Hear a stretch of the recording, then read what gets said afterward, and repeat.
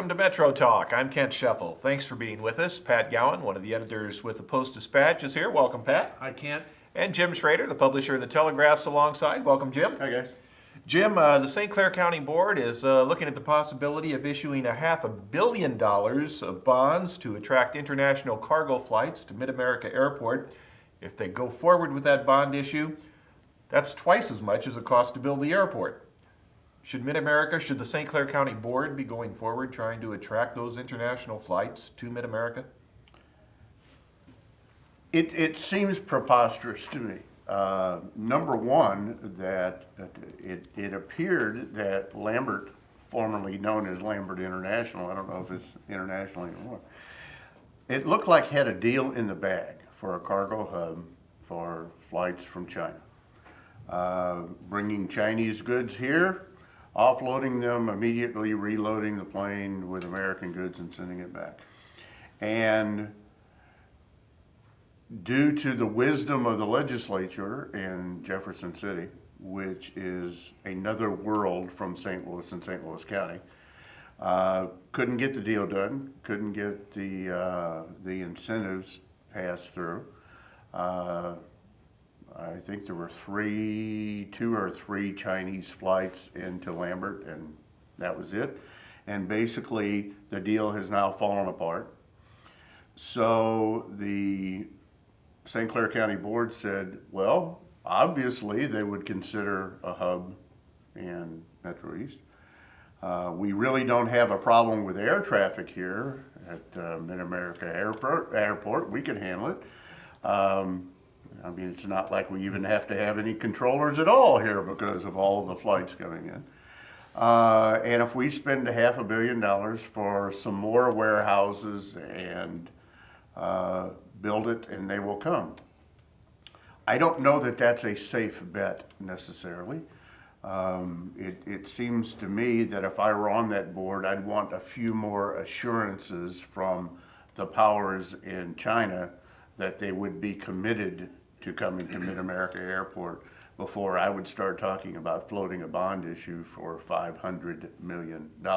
As you said, twice what it took to build the airport, not to mention the annual losses they've incurred since the airport opened. If a deal could be worked out and you've got a letter of intent from the Chinese officials, or better yet, some type of a contract, then I would say get at it and get at it quickly, because I don't see the American demand for Chinese goods going down anytime soon. If anything, it's going to continue to rise. I would try to work out a deal ahead of time and then get scrambling and pass the bond issue, and then maybe that airport would recoup its initial investment and the bond payments over the course of a few years. Pat, should St. Clair County be looking at a $500 million bond issue to bring international cargo flights to MidAmerica? Well, they're not taking the risk. They're not issuing the bonds. What they're doing is endorsing circuit bonds that have a tax advantage to the people who will try to sell them on the municipal bond market. So it's up to individual investors as to whether to buy the bonds, whether to think this is a strong enough investment. It does not encumber the taxpayers of St. Clair County. According to the officials there, the taxpayers aren't stuck with the bill if this defaults. The $550 million talked about is the maximum that the developer is talking about borrowing. It may not be anywhere near that much, and they may not be able to raise that much. The problem with circuit bonds, while they're a significant portion of the bonds that are authorized as municipal bonds, they also carry a very high default rate. And so investors are somewhat leery of them because they're more likely to go belly up. They don't really have anything behind them except the faith and credit of the developers and the revenue from the plan that they intend to put forth. This is a desperate place. This is kind of a desperate move, but it's a low-risk desperate move for the county. The county's not out any money. So as I write in a column this week, I find it hard to imagine that the county wouldn't try to do something. Doing something is better than nothing. That airport is sitting there going nowhere at the moment. It strikes me that this is laughed at on two fronts. And one of them is that this is like my saying, I want to run a railroad. And I want St. Clair County to authorize bonds so that the lenders will build the track and buy the locomotive and buy the cars and buy the stations. And then I'll have a railroad. It's like being in a railroad business, but you have nothing, you have no possessions that have anything to do with the railroad. That's what this outfit's doing. They're saying, well, we'll use the money, we'll buy planes, and we'll build a warehouse, and we'll have a cargo airline, you know, and just starting from scratch. So that part of it seems a little silly, but a lot of things are a bit preposterous or seem preposterous that turn out not to be. The other thing is that MidAmerica's had so many false starts. We've had airline in, airline out, airline in, airline out, airline in, airline out. It seems like it's stalled in the water. A lot of people like to laugh at it. I have written in columns over about the last 15 years that the day will come that somebody will be glad we've got that airport at the prices we paid to build it. And if it did no more than help secure the position of Sky Air Force Base, Metro East's by far our largest employer, and I think second or third largest employer in the metropolitan area, if it did no more than that, that's a pretty good accomplishment for an airport that was built for something on the order of $250 to $300 million. So the jury's still out on it. If St. Clair County is trying to make it work, I'd rather see them do something than nothing, as long as they're not risking the taxpayers' money. So I might chuckle a little bit at this too, and I don't think I'm going to be in line to buy any of those bonds. But I also worked for the Globe Democrat and the Post-Dispatch. When Charles Lindbergh came to the Post-Dispatch and said, I need money to fly across the Atlantic, the Post-Dispatch said, well, we have a reputation to uphold. This is absurd. Well, the Democrat gave him the money. We need to take a break. We'll have more in a moment. Hello and welcome to the Lewis and Clark Minute. Today we're going to check out the music program with Dr. Teresa Crane. Have you always wanted to learn how to play the piano? Maybe you wanted to learn Beethoven's Für Elise.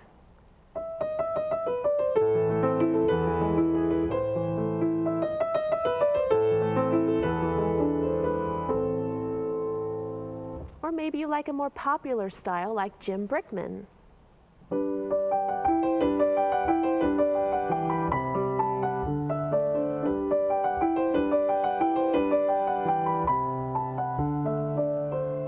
Or maybe you like jazzy blues.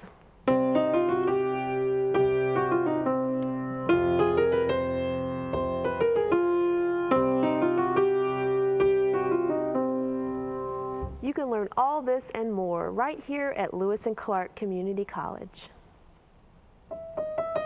This has been your Lewis and Clark Minute.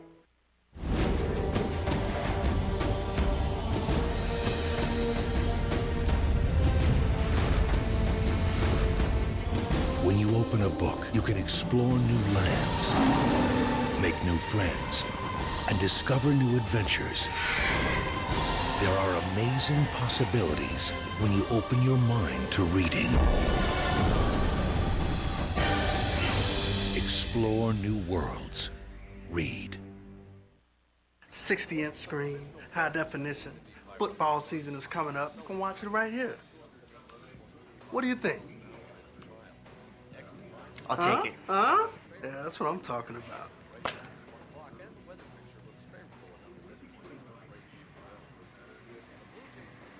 You're right. I don't need it.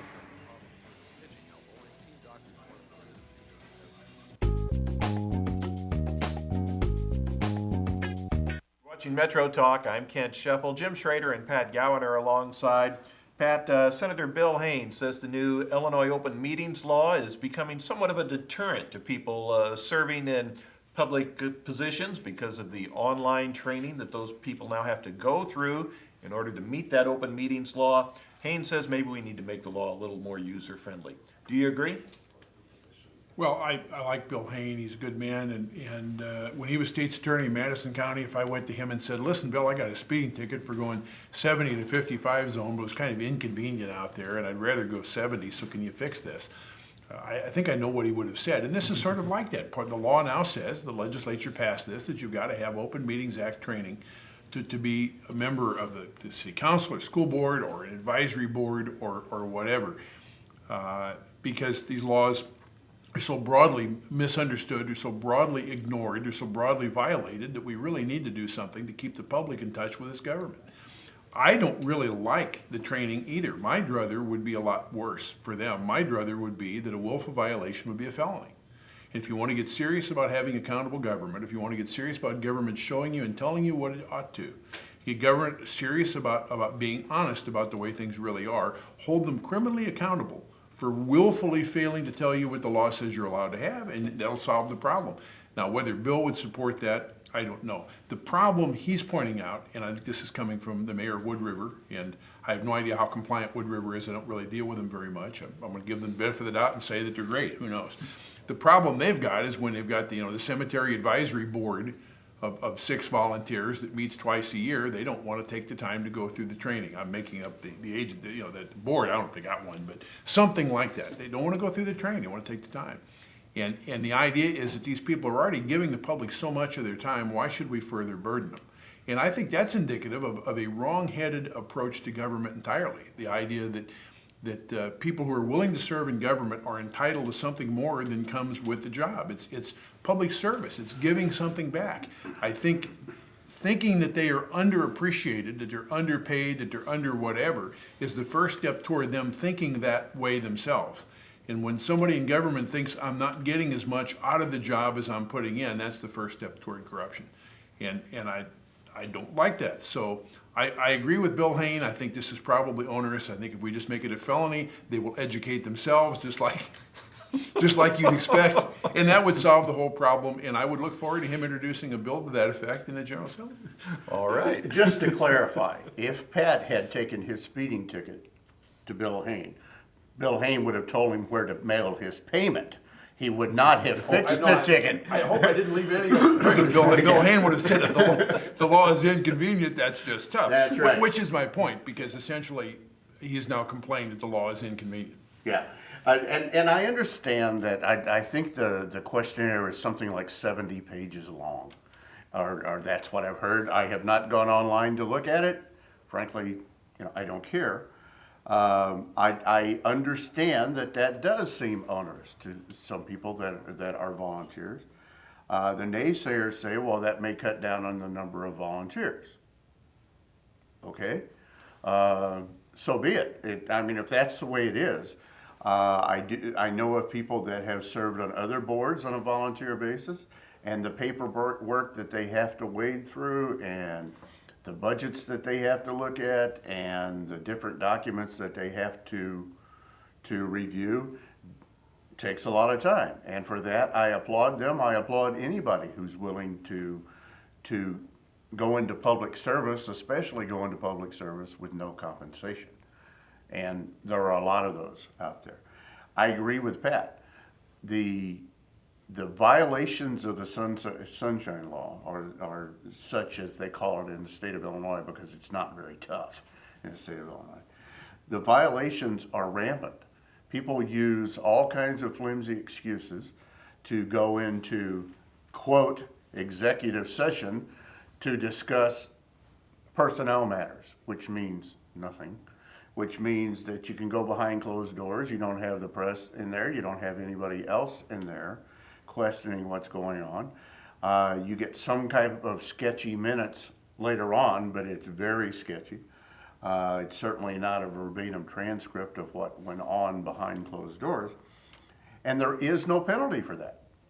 Even if there's cases of lawsuits being filed by different media outlets against some board or another, and the court rules that board was in violation, it's a don't do that anymore is basically the penalty. There really isn't, as Pat said, a felony violation that says we've got some teeth here, and if we hit you with a felony, we bet you don't do this anymore.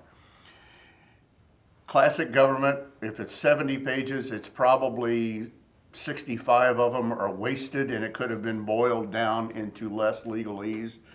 But if you want to serve on these boards and you need to understand how the rules are written, then you go through the paperwork, and that's just the way it is. We're going to take a short break and have more right after this. Hello and welcome to the Lewis and Clark Minute. Today we're going to check out the radio broadcasting program in WLCA with Mike Lemons. Have you ever listened to your favorite radio station or your favorite disc jockey and say, I could do that? Or maybe you're the type of person who says, I could never do something like that. Well, with the help of first-year Mass Comm student John, we're going to show you just how easy it is. Each voice intro starts with talking about the band that just played, and we add a station identifier. Next, you want to offer some information that may be of interest to your audience. And finally, tell the listeners what the next song is, who sings it, followed by another station identifier. John will do one live now. Silver Sun Pickup substitution on WLCA. The Big Pink released their debut album called A Brief History of Love. The single is off that album. It's The Big Pink with Dominoes. It's on College Radio's Best 89.9. This has been your Lewis and Clark Minute.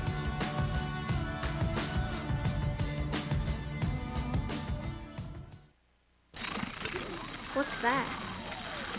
I don't know. Something I kind of made. Ooh, what's it do? What do I do? Well, thanks for asking. I ring my bell and I like to dance. What do I do? Well, thanks for asking. Ow! Yeah, it still needs a little work. Anything's possible. Keep thinking. Get started on your own inventions or just play some games at inventnow.org. Sounds like you could use some Van Gogurt. It's fortified with arts-rich nutrients to improve your math and reading skills. Catch! Van Gogurt, thanks. So what's the deal with your ear? Always with the ear, huh? Feed your kids the arts. For 10 simple ways to learn how, visit AmericansForTheArts.org. This is Metro Talk. I'm Ken Scheffel. Jim Schrader and Pat Gowan are here. Jim, the head of the Illinois Chamber of Commerce, says he'd give Governor Quinn a C or a C+ when it comes to job creation. Do you agree with the grade? Well, I think the Chamber of Commerce grades on a curve, because I'm not sure that I would give it a C or a C-. And you know, am I particularly a Pat Quinn fan?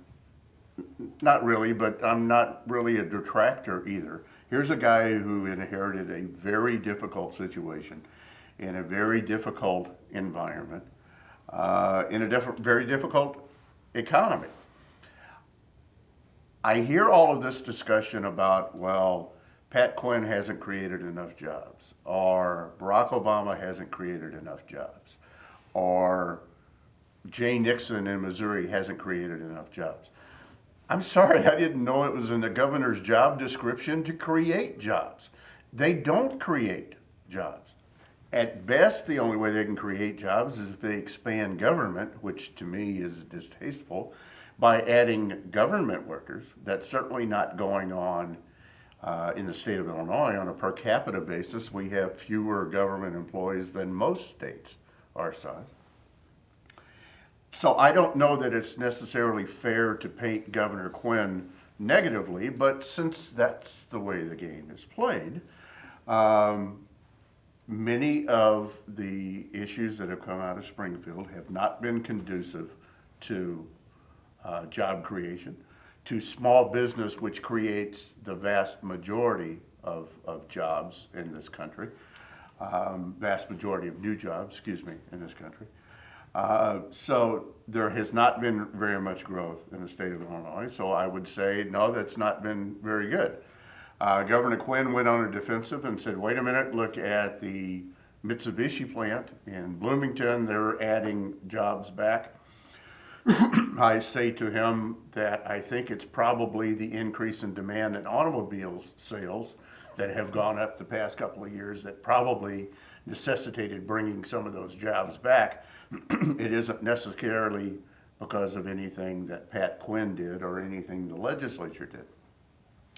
I am very concerned, and I know there is a radio commercial running by some PAC group in the Metro East area right now saying that it's Quinn's fault that they granted $150 million worth of tax incentives to Sears and Chicago Mercantile, and then Sears announced hundreds of job cuts in the state of Illinois.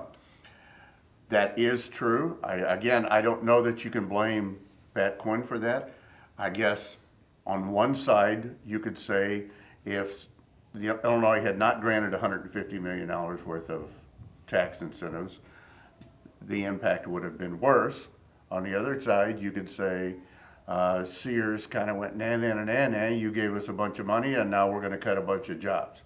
I do find it interesting on the case of Sears that in the first couple of rounds of store closings announced, there was one store in Illinois, and it was a very small hardware store somewhere up in Lisle or something like that.